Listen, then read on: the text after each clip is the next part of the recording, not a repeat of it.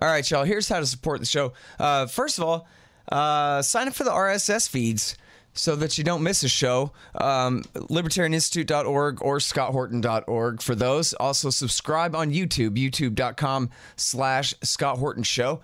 And sign up at Patreon. Anybody who donates $1 or more per interview at patreon.com, you get 2 free audiobooks, and that can be including my book, narrated by me, Fool's Errand, Time to End the War in Afghanistan. So help support that way. Sign up at patreon.com/Scott Horton Show. And send in $50 at scotthorton.org/donate. You get a signed copy of the book Fool's Errand, of the paperback there. And anybody who donates $100, used to be it takes 2. Now for any donation of $100, you get a lifetime subscription to Listen and Think Libertarian audiobooks. And there's already a whole bunch of them, and there will be more. Lifetime subscription for any $100 donation to the Scott Horton Show from Listen and Think Audio. Or you can get a silver QR code commodity disc, which is a really cool currency. Silver 1 ounce disc with a QR code. Tells you the instant spot price on there. And just go to scotthorton.org/donate. There's also PayPal for single donations, or you can sign up to do monthly donations on PayPal as well. And take all different kinds of digital currencies, especially Zencash, zensystem.io for Zencash, and of course all the different kinds of Bitcoins and etc. like that. So check all that out at scotthorton.org/donate. And hey, by the way, if you like this show, review it for me on iTunes, Stitcher, etc. If you like the audio book, it's now available on iTunes as well as audible.com. So leave a good review on there if you like that, and help get that out. Thanks. Sorry I'm late. I had to stop by the Wax Museum again and give the finger to FDR. We know Al-Qaeda, Zawahiri, is supporting the opposition in Syria. Are we supporting Al-Qaeda in Syria? Well, it's a proud day for America. And by God, we've kicked Vietnam syndrome once and for all. Thank you very, very much. I say and I say it again, you've been had. You've been took. You've been hoodwinked. These witnesses are trying to simply deny things that just about everybody else accepts as fact. He came, he saw, he died. Well, we ain't killing their army, but we killing them. We be on CNN like, say our name, Ben, say it 3 times. The meeting of the largest armies in the history of the world. Then there's going to be an invasion. All right, you guys, it's our good friend, my partner at the Libertarian Institute, the great Sheldon Richman. And every Friday he writes TGIF. The goal is freedom. And this one is called Trump Turns to Gaza as Middle East Deal of the Century Collapses. Well, that didn't take long. Welcome back to the show, Sheldon. Thank you. Nice to be back. Yeah, I think this is a classic case of what they call dead on arrival. Absolutely, man. So, remind us from last week, what was the deal of the century, and just how did it die? Well, it never was formally introduced, but we were getting indications, including from an interview with Al-Quds newspaper, which is a Palestinian newspaper, with Jared Kushner about the ideas they were floating to the Crown Prince of Saudi Arabia and the dictator of Egypt and I guess the King of Jordan and other, and I guess the head of the United Arab Emirates, a grand deal to bring peace to Palestine and I guess the larger Middle East. The idea being the Saudis basically deliver the Palestinians, to the U.S. and the Israelis by promising them a huge amount of outside investment for infrastructure and jobs, in other words, economic development, in return for them forgetting their aspirations about being free, totally free of the Israeli state and having an independent sovereign state of their own on the West Bank and in the Gaza Strip. what was in it for the Saudis was firming up the alliance that's certainly emerged now and is quite open, involving the U.S., Saudi Arabia, and Israel, with some other Arab states involved, in an alliance against Iran. So everybody seems to get something out of this wonderful deal. Oh, except for the Palestinians. Well, they're going to get some money. They were going to be bought off, in other words. Well, that was going nowhere. The Palestinian Authority wouldn't even receive Jared Kushner and his team when they came to visit. So it's not going anywhere. So it's basically dead, and people were saying immediately that it was dead. So now, according to the Washington Post and other reports, the idea is to take everybody's mind off that by turning to the dire situation in the Gaza Strip. And of course, as your listeners are well aware, things have been very bad there for a very long time. It's a captive open-air prison. It's been called a concentration camp.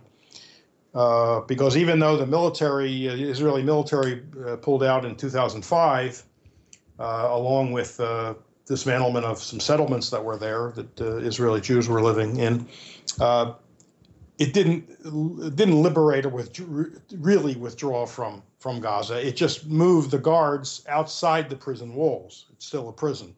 So people can move around inside without Israeli soldiers patrolling the streets. But nobody gets in or out, and nothing, goods and services pretty much don't get in and out without Israel's permission. It controls the two borders that it has with Gaza. One is like a 50-kilometer border running basically north and south, and then there's a border at the top, and then you have the Mediterranean, which is patrolled by the Israeli Navy on to the west, and then there's a smaller border with Egypt, which Egypt polices, but of course Egypt has been basically on the U.S. payroll and an ally of Israel since 1978, when Jimmy Carter got Begin and Sadat together to shake hands and to have a big celebration about peace coming. But it was all a big scam, really. It was a way of just co-opting the Egyptians, getting them to do some of the dirty work, and they were getting a huge amount of money every year, not as much as Israel gets, but maybe $1 billion or something. Israel gets more than $3 billion. So Gaza's been in really bad shape. They had elections that were pushed on them by the U.S. and certainly promoted in 2006, but the U.S. favored party didn't win. Hamas won. And so ever since, the Israelis have stepped up the punishment of Gaza, not just the Israelis, but the European Union and U.S., with sanctions. There was an attempted coup that the U.S. backed by the Palestinian Authority, Fatah, basically, the Arafat group that's in the West Bank. That failed, so Hamas then clamped down and now runs. And I'm no fan of Hamas. I'm not a fan of its administration or its regime. But they've been basically running things to the extent things are run in Gaza ever since. But in return for all that, Israel put down this really formal blockade by sea and by land and by air. Really, like I said, no one gets in or out with Israel's permission, and very little gets in the way of or out in the way of exports or imports, including needed stuff, medicine, and trivial stuff, chocolate and potato chips, but they can't even get the materials and equipment to repair sewage facilities and water facilities. The drinking water is polluted. Fishing, they can only fish within a certain distance, but of course those waters are polluted because of what I just said, and so fish are not really edible. And it's just a horrible, horrible situation. And then, as if to punctuate this, every few years, Israel finds some reason to bomb Gaza and then also send in ground troops, where they fire, very, very heavy firepower on residential areas. And so they always end up killing a lot of civilians and children, and a lot of the population there. It's almost 2 million people, most of whom are under 18. But they'll claim they're killing Hamas, and that they don't intend to kill non-combatants. But under international law, if you don't discriminate and just fire on residential areas, that's the same. And this is international law now, and according to even Israel's international law experts, this is the case. They say this. It's no different from targeting civilians. In other words, if you know, you can't claim, "Oh, that wasn't my objective." If an end is or a result is inevitable and foreseeable, and if you fire into neighborhoods with really, I mean, I'm talking about big artillery, big, you know, heavy guns, you can't say, "Oh, we didn't mean to kill civilians." And of course, we know they've hit schools, they've hit UN schools that were being used as shelters from the air. They've done this from the air. I mean, terrible, terrible, terrible. The worst people will say is, "Well, the force has been disproportionate," which is a pretty sorry euphemism for, you know, massacre. So that's what's going on. So now it looks like the Trump strategy is to distract everybody from the real core issues and say, look, there's such a dire situation in Gaza, and it is dire, that let's forget everything but getting some money in there and, you know, getting some development aid. I guess that's what they're talking about. But there's more going on, because we're getting in other indications that they're talking to Egypt about developing facilities in the Sinai, which is, you know, just south of that border with Egypt, for some sort of, I don't know, free port, you know, where goods can come in, and infrastructure facilities where Gazans can go to work.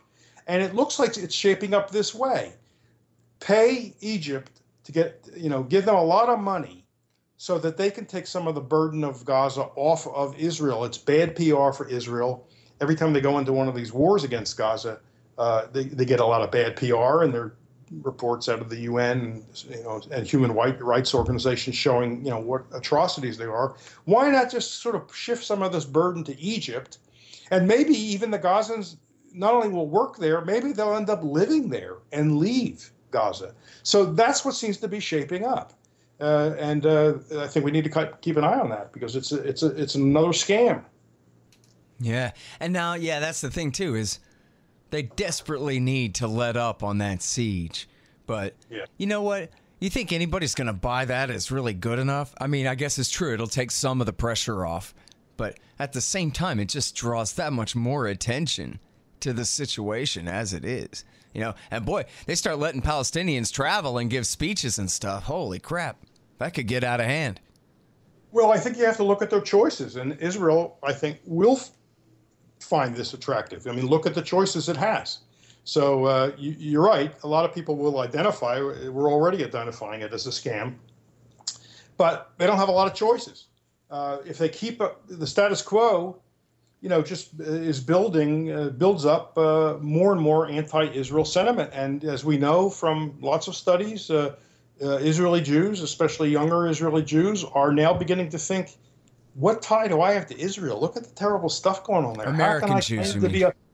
American Jews. How can I claim to be a liberal or a progressive when, so quote, my state is doing stuff like this? I mean, this is becoming or a libertarian or a conservative or any kind of human with principle at all. You know? I mean, the handwriting's all over the wall in neon letters now. We've seen the stories about the birthright trips where, you know, Israel or Jewish American organizations send young American Jews to Israel to get them to understand that, no, they should be loving Israel. And what are they doing? Some of them are peeling off without authorization and going into the West Bank to talk to people because they're asking tough questions and they don't get answers from their tour guides. They say things like, why do you take us to see the occupation? And they're told, shut up. We're in charge of this tour. And you know what? A group of them then went away on their own and talked to people and were met by others who could then guide them through. And they were, when they let their views be known, their intentions be known, you know, they were told, oh, you're going to get killed. Don't do it. It's so dangerous. Don't go in there. Guess what? It wasn't dangerous. They were welcomed, and people were very happy to see that these young people wanted to hear what was really going on, and not the sanitized tour that they take you on. So this is just, the cracks are getting larger and larger. So let me mention here real quick the Philip Weiss article. We're running it on antiwar.com, I guess yesterday, and we're running it at the Libertarian Institute as well. It's called Hasbara is Dead. And it's just about how at this point the pro-Israel propaganda is only for the people who already believe it. At this point, there's no real effort, or it's nothing but a failed effort to convince the people I mean, other than the very marginal, but to convince most of the people who are willing to look at it with their own eyes. It's ringing more and more hollow, and so time in that way is not on their side, and they've got to be really worried. I mean, because if they lose, if they lose America, they got a real problem, because it's a source of a lot of money, and not a lot of money from the taxpayer, but also just a lot of money and moral support from these very prominent organizations, AIPAC and the Anti-Defamation League, and these various groups which still have political clout and can marshal money and votes against candidates in primaries. That doesn't always work. Didn't work in New York State. So they've got to be worried. The older generation is dying off. So and the younger generation is in America is coming up and doesn't have that attachment. Not only do they not have that attachment because it's a more secular society, Jewish intermarriage, I think, is around 50%. There's just not the same kind of tribal feeling. But in addition to that, they're seeing all this bad coverage of what the Israelis do to the Palestinians. And they're going to learn sooner or later, if they're not already learning it, this is not new. This is not since the last couple of years. It's not even since 1967. When Israel conquered the West Bank and Gaza. It goes back before the foundation of the state. It goes back to early 20th century when people were kicked off, Arabs and Palestinians were kicked off their land.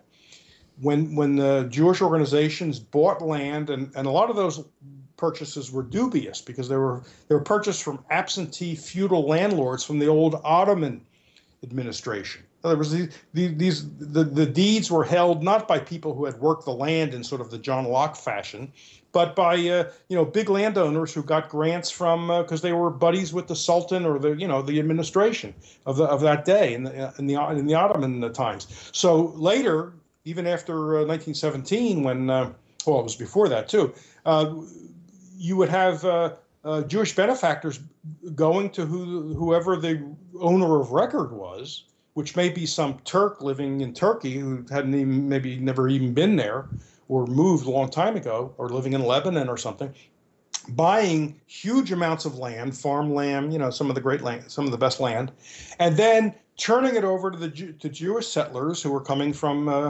Europe. And what they did was kick the Arabs, the Palestinians, off the land. They were redeeming, that's the word they used. They were redeeming the land, cleansing the land. It was Jewish land in their view. And so they then dispossessed the Arab peasants, the Palestinian peasants, who on Lockean terms should have been recognized as the owners, right? The Lockean principle is the soil is to the tiller. The tiller of the soil is the owner, not the guy that gets it from the king or the sultan or whoever's the boss man in the political system. They kicked the people off and wouldn't employ them.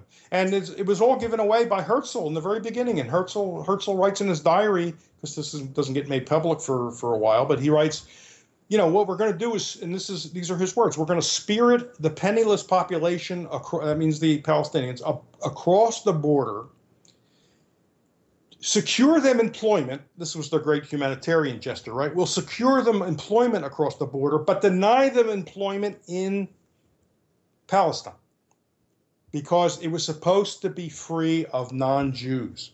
That's the plan from the beginning. And the young American Jews and others in Europe are going to learn this if they don't already know it, because the information is there.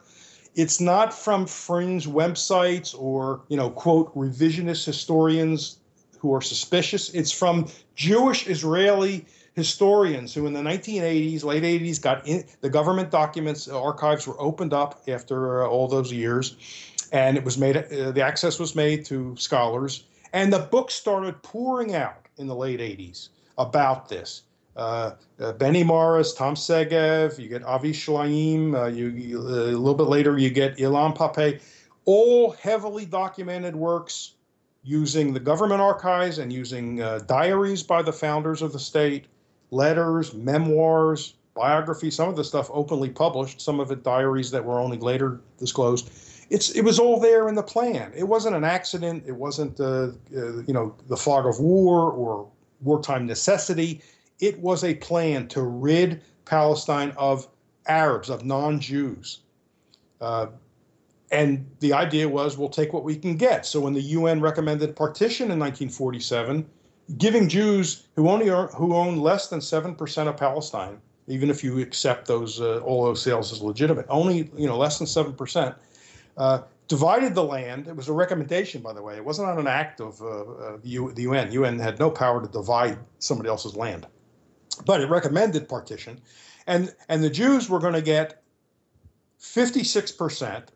Even though they were only a third of the population of Palestine, they were getting 56% of Palestine, some of the best, most arable land, including the urban areas.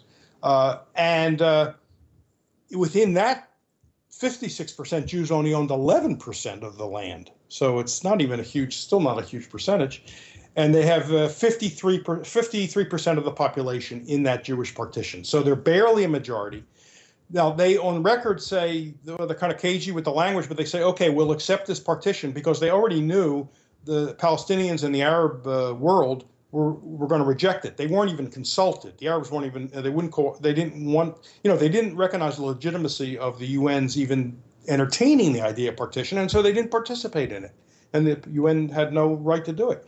So they didn't participate, and so the Ben Gurion and the soon-to-be the leaders of the soon-to-be state Israel said, well, let's kind of pretend we'll accept it, because we know the Palestinians won't, and the Arabs won't, and then we won't ever regard these as the borders. And they said that openly, at least to themselves. They said it. We have the documents. We will not regard the partition as the borders. That will be left, as Ben Gurion put it, that will be left to the military. And of course, the war that occurred after Israel declared independence went from that spread the Jewish area from 56% of Palestine to 78% of Palestine. In other words, Palestine minus the Gaza Strip and the West Bank, which is what we're arguing about today. My point is that American Jews who already aren't too crazy about Israel are going to get the full picture, and they're going to be even less crazy about it. Yeah. And what a great tangent. I didn't want to stop you, man. With all that to say, yeah, that American Jews are picking up on this history now, and they've had it. And you know what? Yeah. I mean, you look at what's going on at mondoweiss.net, or as I keep mentioning every time we're on this subject, this new documentary by Max Blumenthal and Dan Cohen, two young American liberal former Zionists who now know better. Killing Gaza. $3 on Vimeo, guys. Killing Gaza. It's just an incredible thing. And, I'm reminded of a Mike Wallace interview with Rabbi Kahane, his party was banned as fascist by the Israeli Supreme Court. And he was actually assassinated in al-Qaeda's first attack on American soil in 1990 in New York City. And, but he was interviewed by Mike Wallace, and Mike Wallace was asking him about, his stated goal to seize the entire West Bank and, cleanse it, as they say, of all the Palestinians who live there, and then onward to Baghdad, I guess. I don't know, whatever. And Kahane says, hey, listen, I don't believe in all this Thomas Jefferson stuff about rights and ownership and all this and that. That's you. I believe in my tribe only, and it's us versus our enemies, and I don't care who they are. Men, women, children, whatever. All their property belong to us, and that's it. And I just appreciated his brevity and honesty. That your whole thing about the Declaration of Independence and self-evident truth that everybody has the natural right to own themselves and their property and all that. Yeah, no, I don't buy that. Not if they're in my way. Well, right, and of course, the story. I mean, what in effect happened. Which, by the way, what was banned for being fascist by the Israeli Supreme Court back 40 years ago is now the Likud policy. Yeah. From the river to the sea. Well, that's right, and Israelis, pre-Israelis, for example, the terrorist group that Begin ran, the Irgun. Their flag or their symbol showed Israel from the Mediterranean through the area that today is Jordan, and all the way up to the Litani River in Lebanon, an area that Israel once occupied but finally got kicked out by Hezbollah, which is one reason they don't like Hezbollah. So the goals were very expansive, and so they weren't going to be satisfied, of course, with the partition. But what in effect happened, and this is long before the Holocaust, so the Holocaust can't be the reason. Europeans came to Palestine and in effect said, look, you know what? 2,000 years ago, people we claim we were related to, or at least have some spiritual connection with, lived here. So all you Arabs, get the hell out of here. We're back. Now, that's laughable. I mean, that's laughable. But it worked. And the Zionist movement has been extremely successful. Now, it doesn't mean it's going to continue being successful, but look what it has accomplished. The big reason Ben-Gurion was willing to take the partition, even though they were completely dissatisfied with the way it was done, was it meant they had the legitimacy as a state. It was the UN, even by their recommendation, putting its stamp of legitimacy, saying, yes, Israel can be a state under this partition plan. It never got voted on by the Security Council because the day after that, Israel declared its independence. Well, not after that. It took a little longer. It took the British had to get out. And the British were getting out in the first part of 1948. So there were a few months there. But then once they got out, the independence was declared. So it never got passed by the Security Council. But that didn't have the power anyway. UN doesn't have the power to create states by dividing up, territory. And Palestine was a defined thing. For a long time, the Israelis like to say there are no Palestinians.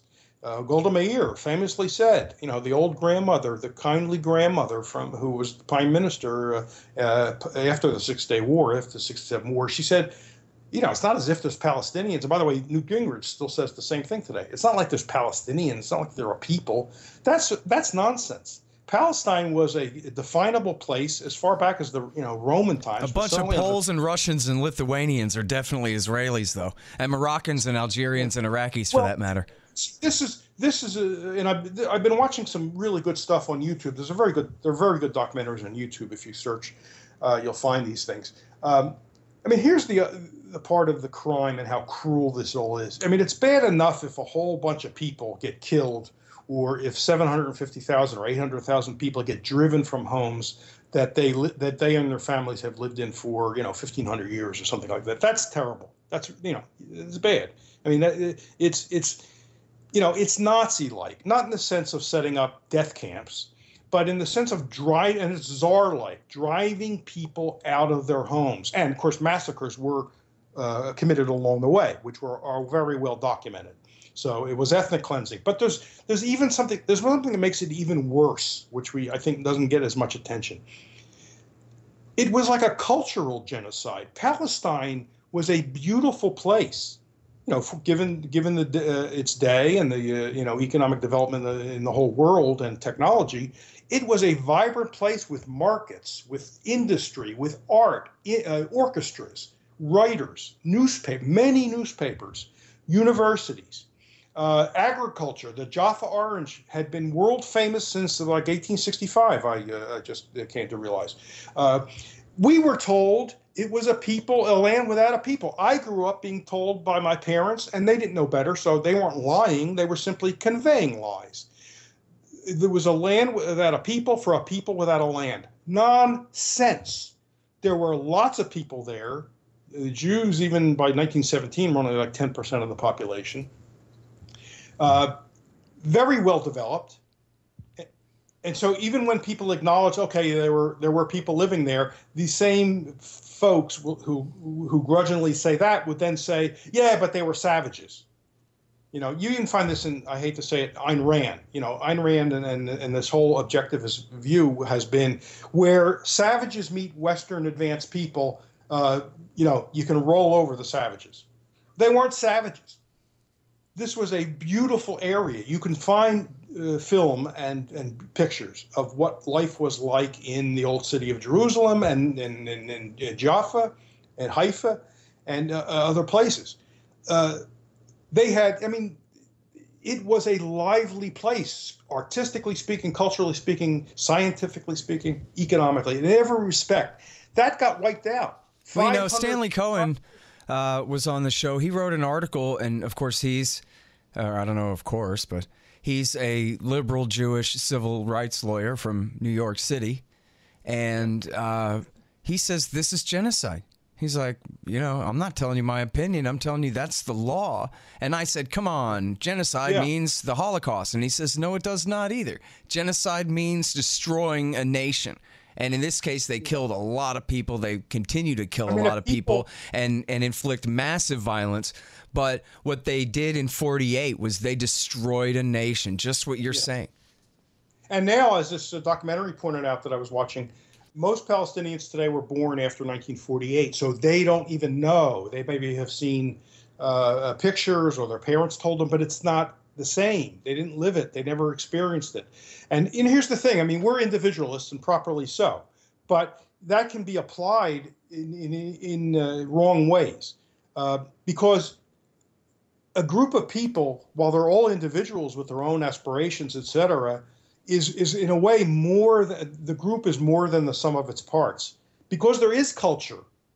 Right, and that's not a claim. That's not a collectivist claim. No, that group has the right to has the authority to violate the rights of those people. You're not saying that. You're just saying there's such a thing as society. I'm not even talking about rights now. Right, there's something collective there, and I'm just thinking like a libertarian, because a libertarian hears that and their antenna goes up, like you're about to justify violating my rights. But that's definitely not your point. A society is not just a collection of individuals, because they have ongoing regular contact, and that generates what we call positive externalities in economics. So that's culture. That's what we mean by culture, and by society too. It's not just a group of atoms who occasionally touch and trade. It's much more than that. It's language. It's everything else. So you can destroy that without really destroying the people themselves. I mean, you can drive them out of where they've been living and scatter them. And so you haven't really killed them, we can say. You haven't killed, maybe you could imagine a hypothetical where you haven't killed any single individual, but you still destroyed something. Yeah. And that gets overlooked. I mean, hey, living in the Yarmouk refugee camp is hardly good old Palestine, or living in Gaza when your family's from Jaffa. Right. And that's maybe a bigger crime. I mean, it's all big, and I don't want to rank them. Yeah, but it's an important point to make, though. Yeah, and we usually don't grasp that. It takes, Palestinians have to remind us and show us the pictures. I mean, I didn't know this. I don't know, 10 years ago, 20 years ago. I started from individual rights and thought, the Palestinians have individual rights. How dare somebody throw them off the land? But it's so much more than that. That's the thing I want to drive home here. Mm-hmm. It's much even bigger than just an individual Palestinian saying, being told, get out of here, even though you and your family have been here for 1,000 years and more. You have to go live somewhere else, or we're going to kill you. I mean, that's horrible. But it's even more than that, because they were a people, and I mean that in the sort of best libertarian sense. We shouldn't shrink from that. Sociology. There were good early classical liberals who were sociologists. I know sociology, that subject makes some libertarians cringe, because they think, it's a denial of the individual. It need not deny the individual, but an individual is more than just, in a way, more than himself. I mean, he grows up in a milieu, a cultural milieu, and so that matters. You can think about it as you grow older, and you can decide, I don't like this culture, I'm going to move. So the individual is kind of in charge in that sense. But that doesn't mean there is no larger thing called the culture. And that has been destroyed. I mean, some people are valiantly trying to hold on to it, but those people are getting old. They're dying, and it's not the same with their kids or their grandkids. All right, hang on just 1 second. Hey, guys, here's who sponsors this show. Mike Swanson and his great investment advice at wallstreetwindow.com. He's actually posting some stuff at the Libertarian Institute website now. Really great stuff. The great Mike Swanson. And he's also the author of the book, The War State, which is a really great history of the rise of the new right military-industrial complex after World War II in the Truman, Eisenhower, and Kennedy eras. You'll really want to look at it. The War State by Mike Swanson. Also, Roberts & Roberts Brokerage, Inc. If you listen to Mike, you'll be buying some metals. You'll want to buy them from Roberts & Roberts. They've been around as long as I've been alive. They've got a great reputation. They take the very smallest premium possible in order to help arrange the very best sales for you of platinum, palladium, gold, silver, of course, and no premium at all if you buy with Bitcoin. They're at Roberts & Roberts. That's rrbi.co. rrbi.co for your precious metals. There, as I mentioned before, Zencash, zensystem.io, to learn all about this great new digital currency, and which is also a secure messaging application and document transfer device and all the rest there. Learn all about it at zensystem.io. And read the book. It's by Hussein Badakhshani. It's How to Run Your Tech Business Like a Libertarian. That's not the title. The title is No Dev, No Ops, No IT. Those are all one word each, if you take my meaning. No Dev, No Ops, No IT by Hussein Badakhshani. It's really great.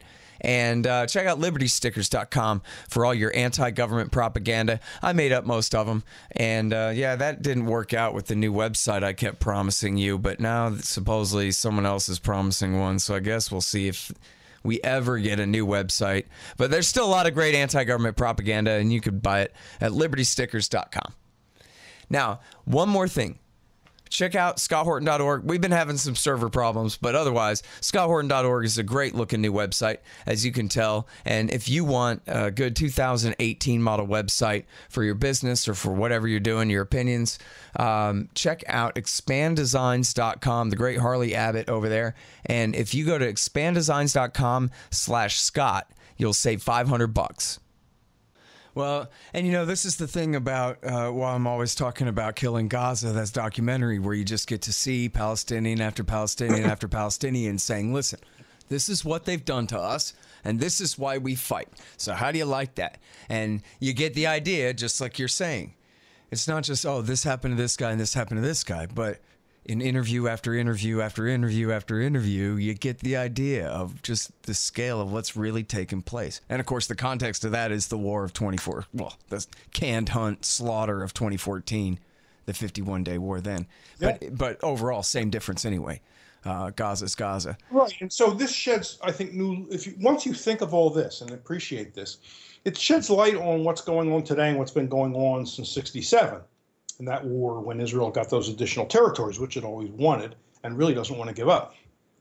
Because, as I think I pointed this out last week, and it was in last week's article, the burden of proof has been on the Palestinians, actually from the beginning, but certainly after the '67 war. In other words, you show us, the Israelis say, and America has been backing them up, you show us that you're worthy, that you care about us, you care about our security. Only then, when we're convinced, will we think about, what we might give up to, make some sort of coexistence possible. That's outrageous, given the context I've already spelled out. They're not going with the I was going to burden. ask you about, you actually give a lot of attention in your article to the Palestine papers that were leaked to Al Jazeera a few years ago. Talk about that. That's important. That's amazing. That didn't get the attention it should have because the Arab Spring started around that time because they were disclosed in 2011, and that's when the Tunisia thing happened, and then you get Egypt, Tahrir Square, and then you get the rest of it, and so it really overshadowed this. But this was extremely important. This was the largest leak of inside documents, maps, memos, transcripts of negotiations between the Israelis and the Palestinian Authority, which got set up under the Oslo Accord from the 90s, and the U.S. The U.S. was a party to this. First, from about it spanned about 10 years, from 1999, so we're beginning in the Clinton years, to 2010. So, Bush and some of Obama's time. Very enlightening, and one of the things it shows that's astounding, that it stunned people in Palestine and the rest of the Arab world, is that the Palestinian Authority, and again, I forget what year Arafat died, but Abbas, I guess, is now the president of it, and they're giving away the store. Israel's story has always been, we don't have a partner for peace, so how can we negotiate? We don't have a partner.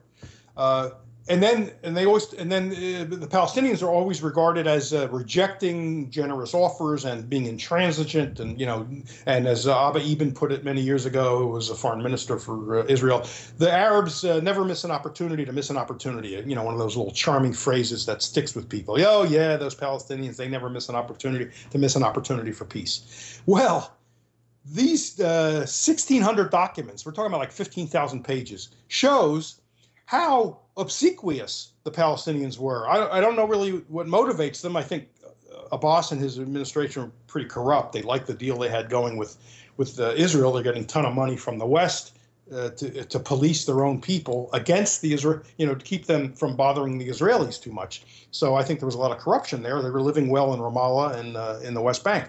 But anyway, they were making offers like you wouldn't believe.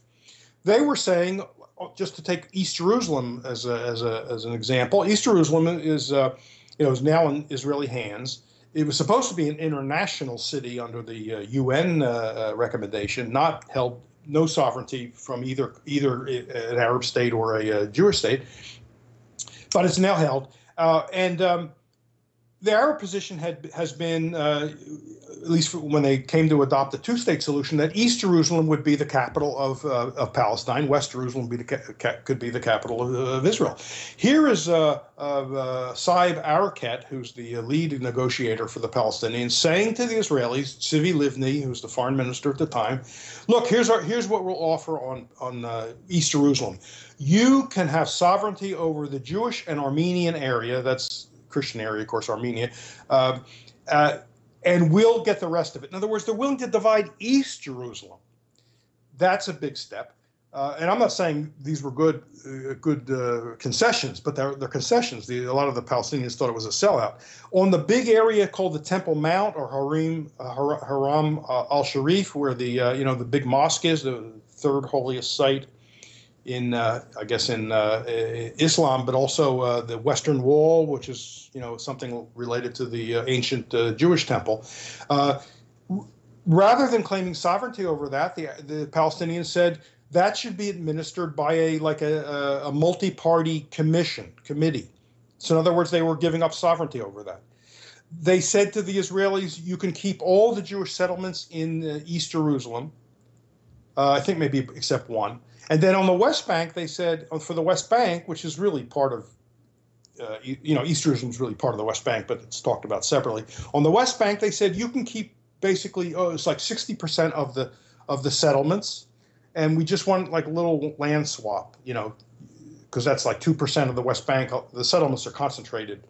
If you just look at their, the territory that they take up, not the land in between, which is often just undeveloped. But anyway, some equivalent land swap. So they were giving up major stuff. They even said, look, if you want to call yourself the Jewish state, call yourself the Jewish state. I mean, they weren't even holding Israel on that point. Israel turned it down. Livni said the map was, while physically acceptable, physically possible, could be done, wasn't politically possible. But she actually thanked the Palestinians, saying, thanks for this constructive offer, but it's not politically, we can't sell it politically in Israel, so forget about it. Unbelievable stuff that was never publicized until this leak occurred. And these have been authenticated, these documents. At first, the Palestinian Authority, because they look bad, said, oh, these are not real.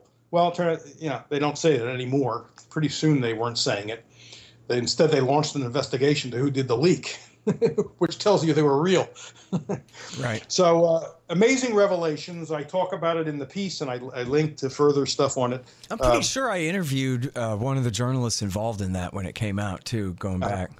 Not positive. Well, Ali Abu Nima, who runs the Electronic Intifada, which has a very good website for keeping up, was one of the people that went through those documents with Al Jazeera, and Al Jazeera shared them with the Guardian. So there were that's where they were posted, and you can find online on YouTube, if you go to Al Jazeera's channel, 4 installments of the TV specials they were doing. Each night they rolled this out in fours in 4 pieces. So each night they did like an hour special with a panel that Abu Nima was participating on. So it was really very interesting. Yeah. All right, you guys, that's the great Sheldon Richman. The article is TGIF. The goal is freedom. Trump turns to Gaza as Middle East deal of the century collapses. Thanks, Sheldon. My pleasure, Scott. Talk to you again soon. All right, you guys, and that's the show. You know me, scotthorton.org, youtube.com/Scott Horton Show, Libertarian Institute, scottHorton.org and buy my book, and it's now available in audiobook as well. Fool's Errand, Time to End the War in Afghanistan. Hey, it's endorsed by Ron Paul and Daniel Ellsberg and Stephen Walt and Peter Van Buren and Matthew Ho and Daniel Davis and Anand Gopal and Patrick Coburn and Eric Margulies. You'll like it. Fool's Errand, Time to End the War in Afghanistan. And follow me on Twitter at Scott Horton Show. Thanks, guys.